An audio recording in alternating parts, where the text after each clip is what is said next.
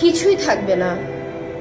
ঘুম ভাঙলে যে সকালটা শুরু হবে সে সকাল আমি কোনোদিন চাইতাম না। কি চাইতাম আমি? টাকা করি।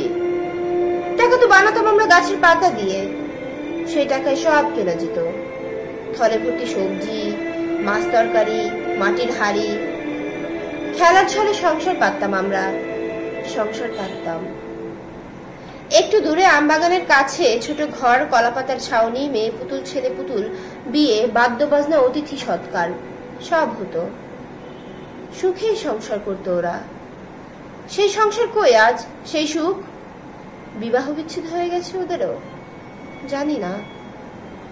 সকাল হলে যা কিছু শুরু হবে সব ফেলাসি, মিথ্যাচার।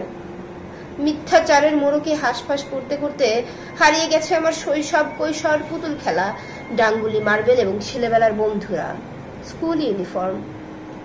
সূর্য একটু পশ্চিমে গড়াতেই চুপি চুপি খেলার মাঠে হাজির হওয়া আজ তো একটা বিকেল। বিকেল ভর্তি ফুটবল, চিৎকার, হুল্লোড়, চেঁচামেচি, সবকিছু নিয়ে হারিয়ে গেছে চিরতরে। কিছুই নেই। যত বড় হই তত বুড়ো হই। হাতড়ে দেখি বৃদ্ধ হয়ে ওঠা প্রশস্ত পাঁজর।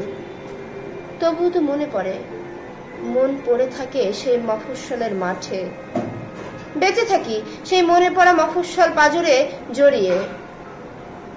ভিড় ঠেলে হাঁটতে হাঁটতে একদিন মনে হয় ছুঁড়ে ফেলি মুখের গোপ, দীর্ঘ পা, ভরাট কণ্ঠস্বর।